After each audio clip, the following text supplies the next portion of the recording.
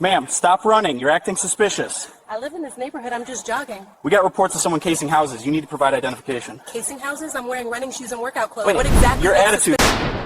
Marcus Webb had been with the Richmond Police Department for 12 years when he made the worst decision of his career. He was 34 years old, experienced enough to know better, but apparently convinced that his judgment was infallible.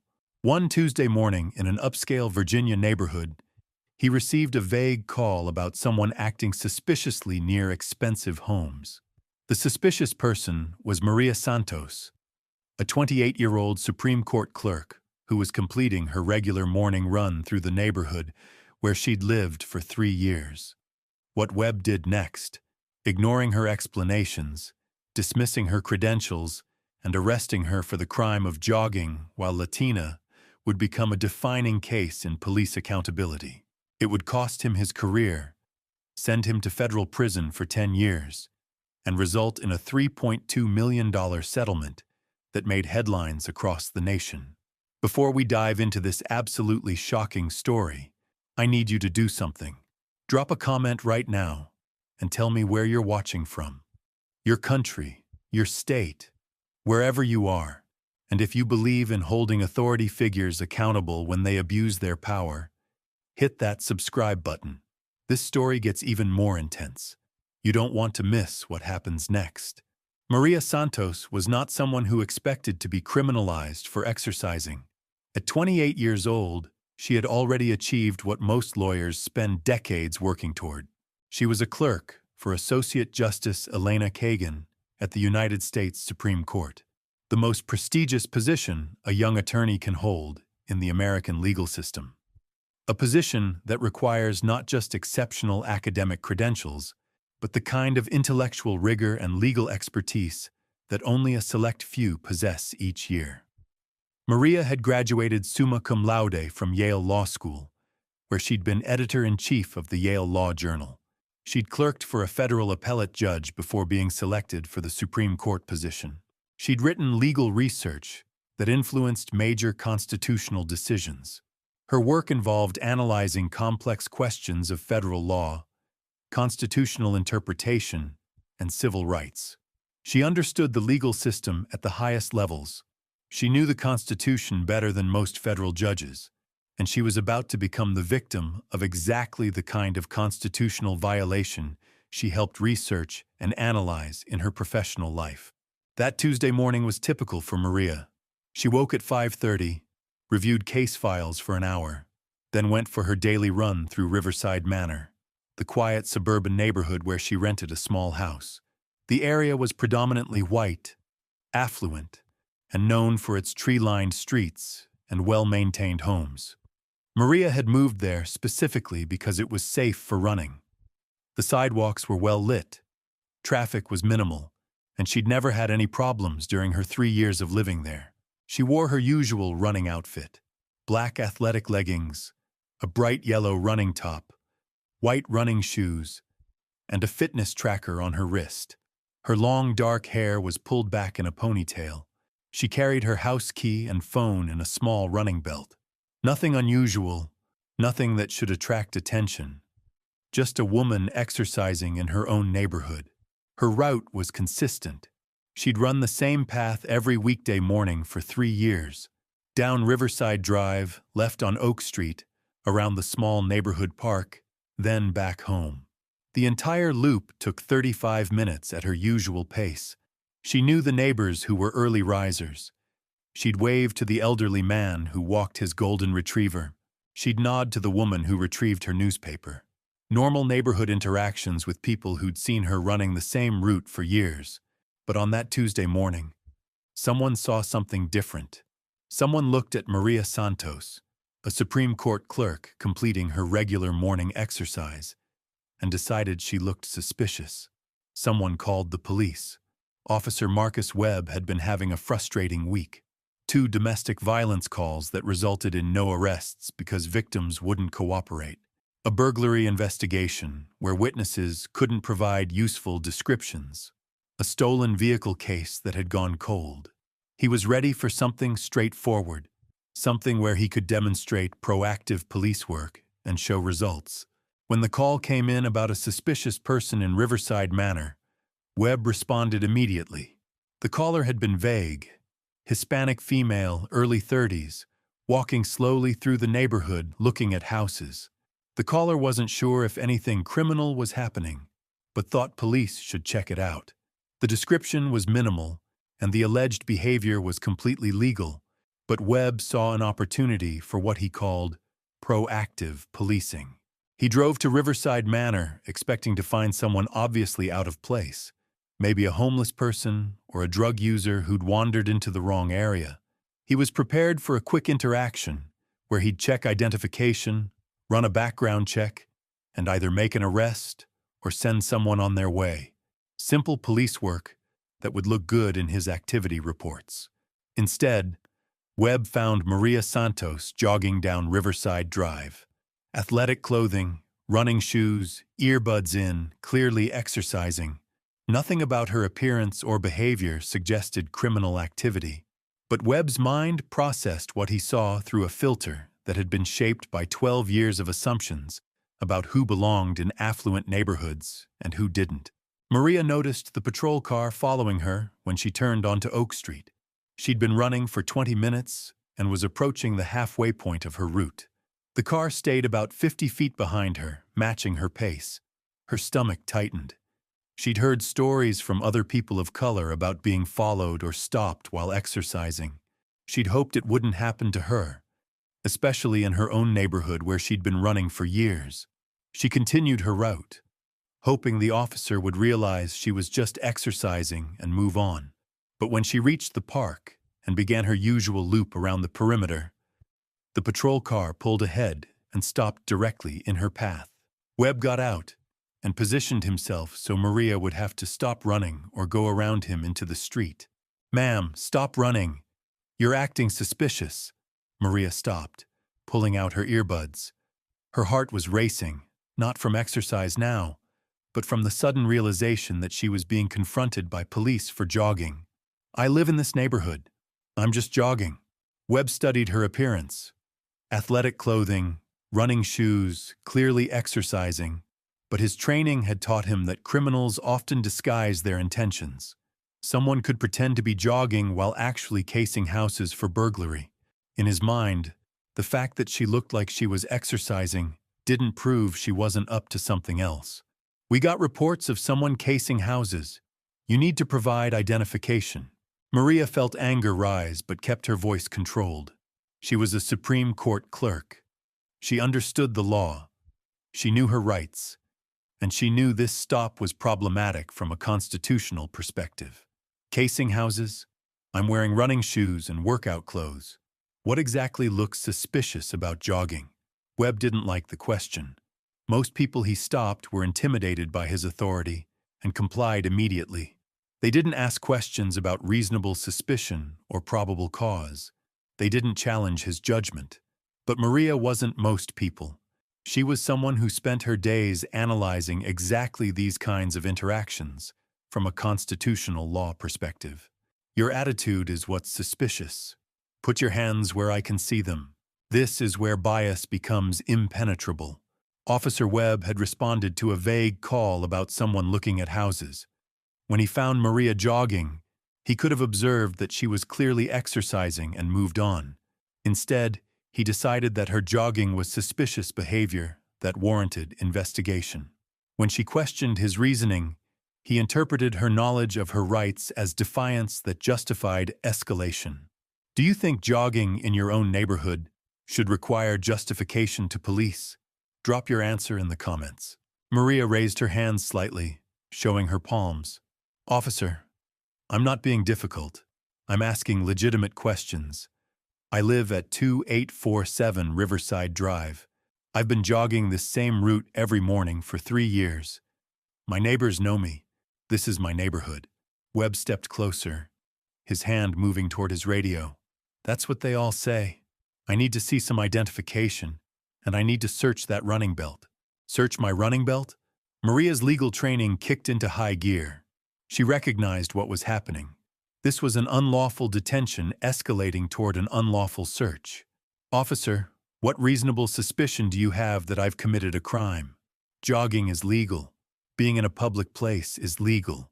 You can't search me without probable cause. Webb's face hardened. He'd been a police officer for 12 years. He'd made thousands of stops. He wasn't going to be lectured about the law by someone he suspected of criminal activity. Ma'am, your refusal to cooperate is giving me reasonable suspicion. Turn around and place your hands behind your back. Refusal to cooperate? Maria couldn't believe what she was hearing. Officer, asserting my constitutional rights is not refusal to cooperate. I haven't committed any crime. I haven't violated any law. You have no legal basis to detain me, let alone arrest me. But Webb had crossed a line in his mind. He'd committed to this stop. He'd accused Maria of suspicious behavior. Backing down now would look like weakness, like he'd made a mistake. And Marcus Webb didn't make mistakes, not in his own mind. Turn around now, or I'll call for backup. Maria made a decision. She could continue asserting her rights and risk this escalating to violence, or she could comply and fight this through the legal system later. As a Supreme Court clerk, she knew that challenging police in the street was dangerous, especially for people who looked like her.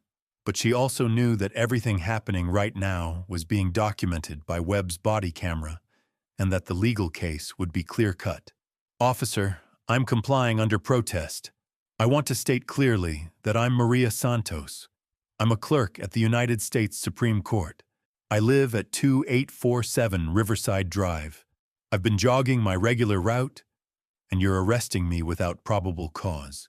This is a violation of my Fourth Amendment rights. Webb paused. Supreme Court clerk. He hadn't expected that.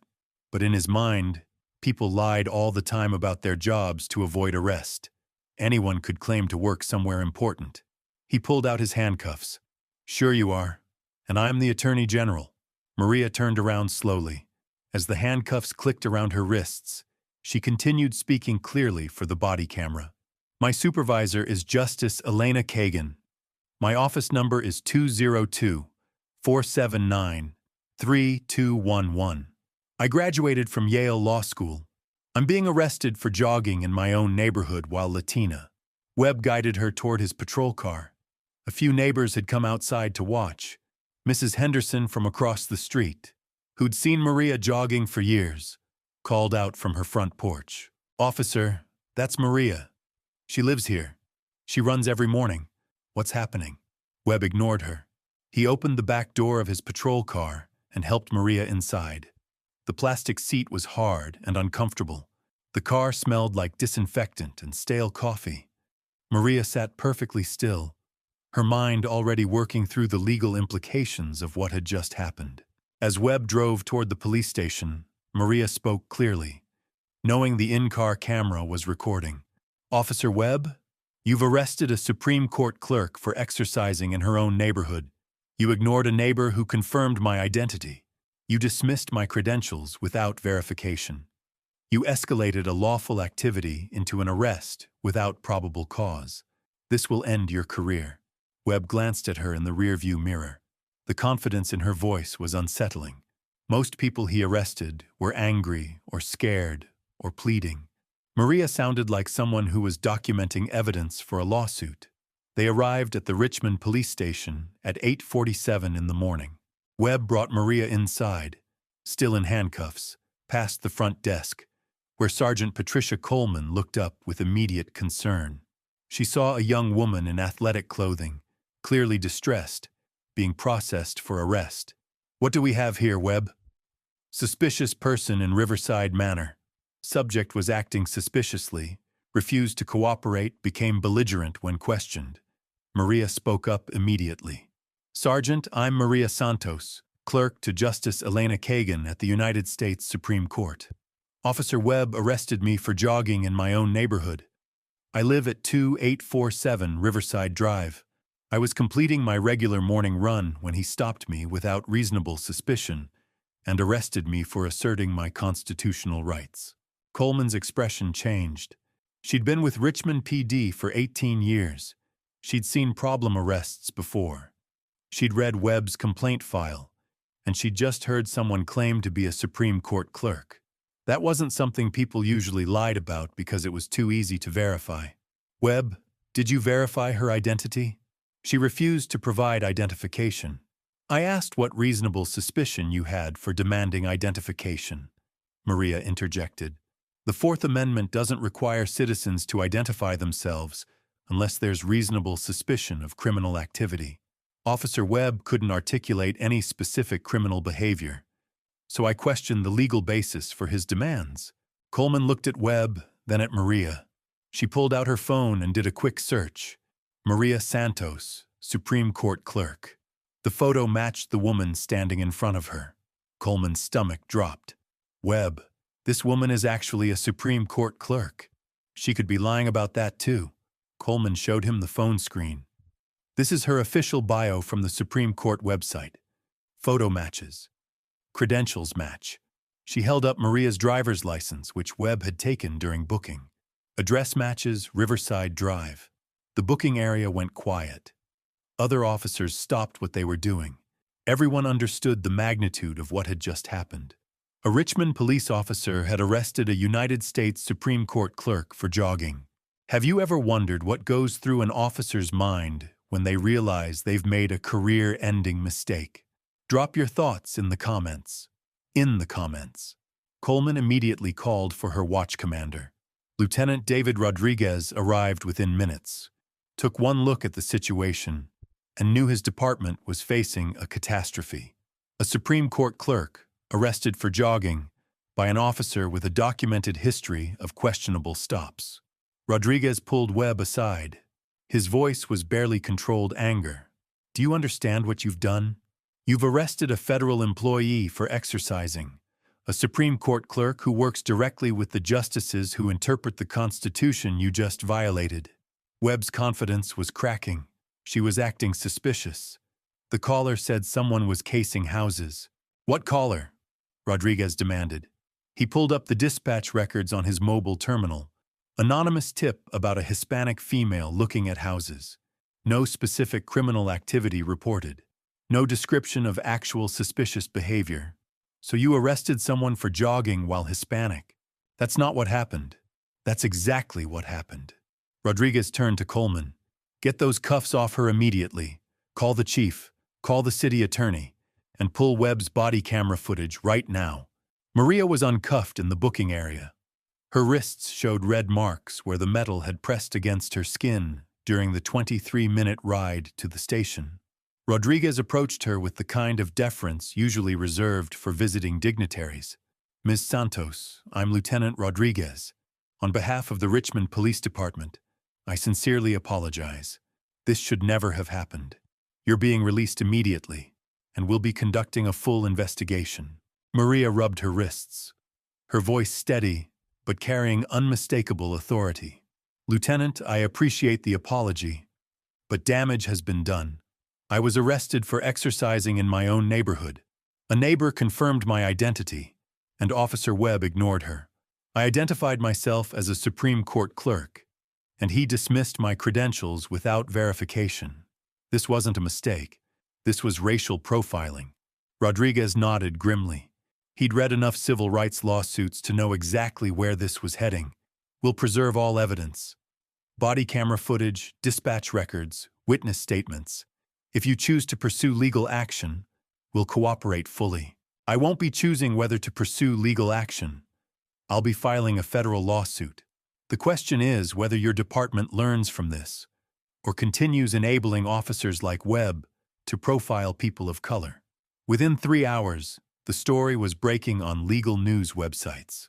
Supreme Court clerk arrested while jogging in her own neighborhood. Richmond officer detains federal employee for exercising while Latina. Body camera footage shows constitutional violation in real time. The legal community erupted. Supreme Court clerks are among the most respected young attorneys in the country. They're selected through a rigorous process and work directly with the justices. When one of them gets arrested for jogging, every lawyer in America pays attention. Justice Kagan's office issued a statement within hours. We are deeply concerned about the arrest of one of our clerks while she was exercising in her own neighborhood. Ms. Santos is an exemplary attorney and a valued member of our chambers. We support her fully and expect a thorough investigation of this incident.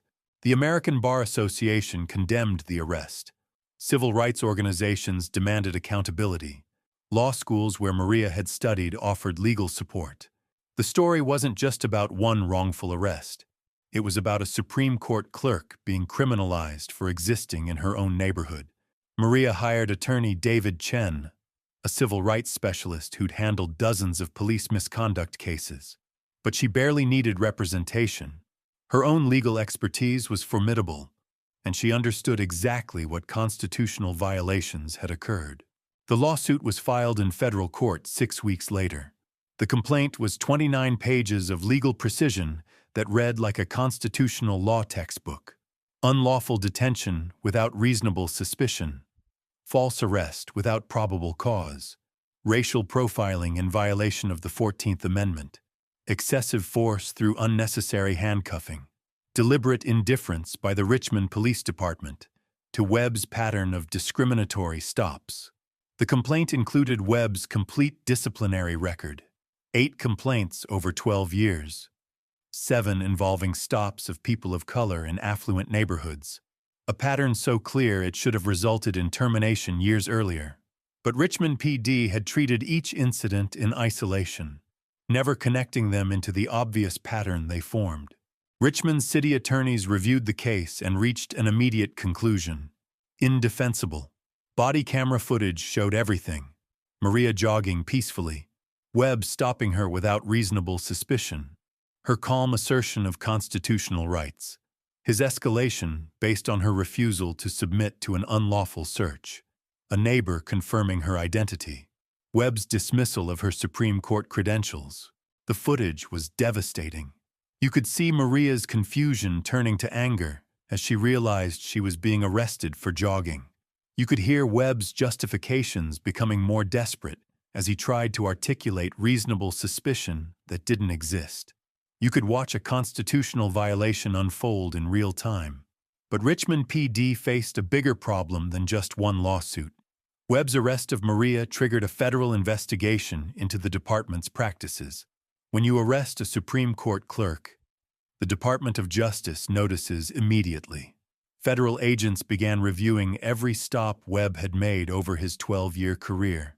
They found the same pattern Maria's lawsuit had identified: 8 complaints involving people of color in affluent neighborhoods, traffic stops that lasted too long, searches without probable cause, arrests on questionable charges that were later dismissed. The investigation expanded beyond Webb. How had he remained on patrol through 8 complaints? Why hadn't supervisors identified the pattern? What training existed to prevent racial profiling? The answers were damning at every level. Webb's supervisors had noted problems in his evaluations, but never took meaningful action. Complaints were resolved with diversity training that Webb attended, but never internalized. Early warning systems existed, but weren't properly monitored. The department had tools to identify problematic officers, but failed to use them effectively. Internal Affairs opened their own investigation, but by then Webb's fate was sealed. Arresting a Supreme Court clerk had created scrutiny his career couldn't survive. The federal investigation took 8 months. Justice Department attorneys interviewed dozens of people Webb had stopped over the years. They reviewed thousands of pages of reports, body camera footage, and dispatch records. They analyzed traffic stop data by race and neighborhood. The findings were comprehensive and damning. Webb had stopped Black and Latino residents at rates significantly higher than white residents. His searches of people of color were 3 times more frequent, despite being less likely to yield contraband. His arrests followed similar patterns, with charges often reduced or dismissed later. The pattern wasn't limited to Webb. Richmond PD's data showed department-wide disparities in stops, searches, and arrests by race. The problems were systemic, not just individual. Richmond PD entered into a consent decree with the Department of Justice. The reforms were extensive: mandatory bias training for all officers, early warning systems with real consequences, data collection and analysis by race, community oversight with meaningful authority, federal monitoring for 3 years. Webb was terminated 14 weeks after arresting Maria. The termination letter was direct and final. Officer Webb engaged in racial profiling of a Supreme Court clerk engaged in lawful exercise. He detained Ms. Santos without reasonable suspicion, arrested her without probable cause, and ignored evidence of her legitimate presence in the neighborhood. His pattern of similar conduct, documented through 8 complaints over 12 years, demonstrates continued inability to serve without bias. Employment terminated immediately. Webb's union attempted to fight the termination. They reviewed the body camera footage, the witness statements, Maria's credentials, the neighbor's confirmation. The union withdrew their appeal after 3 days. Some cases are simply indefensible. Maria's lawsuit settled 18 months later.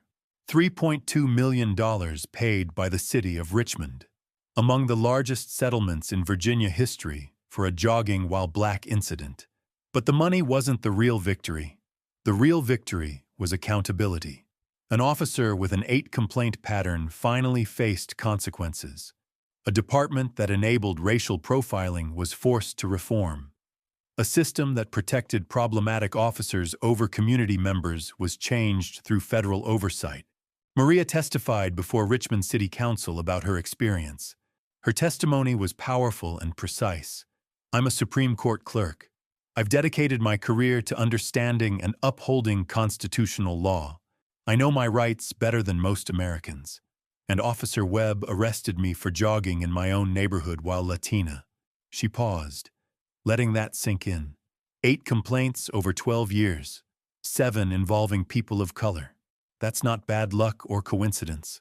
That's a pattern your department ignored until it targeted someone with the knowledge and resources to force accountability. How many people did Officer Webb profile who didn't have Supreme Court credentials? How many people were stopped, searched, arrested without the legal expertise to fight back? How many victims never got justice because they didn't work for the highest court in the land? The room was silent. Maria's questions hung in the air, unanswered but undeniable. Do you think departments should face federal oversight after officers with complaint patterns target federal employees? Share your thoughts below. Webb never worked in law enforcement again. His termination for cause made him unhireable to other agencies. He tried private security work, but couldn't maintain employment. He eventually left Virginia entirely, starting over in another state with a different career. He gave one interview to a local news station before leaving Richmond, claiming he had followed proper procedures and that the arrest was justified based on the information he had at the time. The interviewer asked him if he had watched his own body camera footage. Webb said he had. The interviewer asked him what specific criminal behavior Maria had displayed while jogging. Webb couldn't answer. Maria Santos returned to her work at the Supreme Court. Her colleagues rallied around her, offering support and expressing outrage at what had happened. Justice Kagan personally met with her to discuss the incident and its impact on her work. Maria said the experience had given her deeper insight into the civil rights cases that came before the court, understanding viscerally what constitutional violations felt like from the victim's perspective. But the arrest had changed Maria's relationship with her neighborhood. Running the same route she'd taken for 3 years now carried different weight. She continued her morning exercise, but with heightened awareness that her presence might be questioned again. She installed a running app that tracked her location in real time and shared it with friends. She carried multiple forms of identification.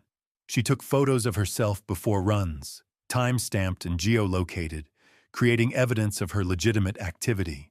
These precautions shouldn't have been necessary. A Supreme Court clerk shouldn't need to document her right to jog in her own neighborhood, but Maria understood that her experience wasn't unique. It was just better documented than most. The case became required reading at law schools across the country. Constitutional law professors used the body camera footage to teach Fourth Amendment principles. Students could watch reasonable suspicion being fabricated in real time. They could see how bias transforms lawful activity into suspicious behavior in an officer's mind. They could observe how asserting constitutional rights gets reframed as criminal defiance. Civil rights organizations used Maria's case in community education programs. The footage was clear enough that non-lawyers could understand the violations. A woman jogging, an officer following her, a stop without justification, an arrest without cause. The sequence was straightforward and undeniable. Police academies incorporated the case into their training curricula, though often reluctantly. Instructors used it to demonstrate what not to do during street encounters. They analyzed Webb's escalation tactics and decision-making process. They showed how bias can override common sense and legal requirements. But the most important audience was other officers with similar patterns. Across the country, police departments began reviewing their own data more carefully. How many officers had complaint patterns like Webb's? How many stopped people of color at disproportionate rates? How many accumulated complaints without consequences? Some departments found their own Marcus Webb's. Officers with 5, 8, 12 complaints following identical patterns. Traffic stops that lasted too long. Searches without justification. Arrests on charges that were later dropped. The data was there, documented and preserved, but often unanalyzed until Maria's case forced departments to look. Richmond PD's consent decree required quarterly audits of stop data. The results were sobering. Even after Webb's termination and department-wide reforms, disparities persisted. Some officers continued stopping Black and Latino residents at higher rates. Change was slow and required constant monitoring. 3 years after Maria's arrest, Richmond's Federal Monitor issued a report card on the department's progress. Some metrics had improved. Use of force incidents were down. Complaint resolution was faster and more thorough. Community relations showed measurable improvement, but other problems remained entrenched. Traffic stop disparities, while reduced, still existed. Some officers resisted the new training requirements. Community trust, once broken, proved difficult to rebuild completely. The Monitor's report included interviews with residents who'd been stopped by Richmond officers. Their experiences varied widely. Some reported professional, respectful encounters that followed proper procedures. Others described interactions that felt intimidating and discriminatory, even when no formal violations occurred. Maria participated in several community meetings during the consent decree period. She spoke about her experience and answered questions from residents who'd had their own encounters with police. Many shared stories of being stopped while walking, driving, shopping, or exercising in neighborhoods where their presence was questioned. One story particularly resonated with Maria. A Black teenager had been stopped while walking home from school through an affluent neighborhood. The officer demanded identification and asked what he was doing there. The boy explained he lived in the area and was simply going home. The officer followed him to his house to verify his story, humiliating him in front of neighbors who knew him. No arrest was made, no charges were filed, no complaint was formally lodged, but the teenager stopped walking home through that neighborhood, choosing a longer route that kept him in areas where his presence wouldn't be questioned. A child modified his behavior to avoid police contact, while engaging in the lawful activity of walking home from school. These stories multiplied during community meetings. Parents described teaching their children how to behave during police encounters. Adults shared experiences of being questioned in stores, parks, and neighborhoods where they belonged. The cumulative effect was a community where people of color lived with constant awareness that their presence might be challenged. Maria's case had forced accountability for one officer and reforms for one department, but it had also revealed how widespread these experiences were. How many Marcus Webbs were still on patrol? How many departments had never analyzed their stop data? How many communities lived with the daily reality of having their presence questioned? The $3.2 million settlement sent a message to police departments across Virginia and beyond. Wrongful arrests of federal employees carry severe financial consequences. Body camera footage makes these cases impossible to defend. Juries and judges take constitutional violations seriously when victims have credentials and resources. Officer Marcus Webb is currently serving his 10-year federal sentence for civil rights violations. Maria Santos continues her work at the Supreme Court, but now carries the weight of knowing that even the highest credentials can't protect you from bias.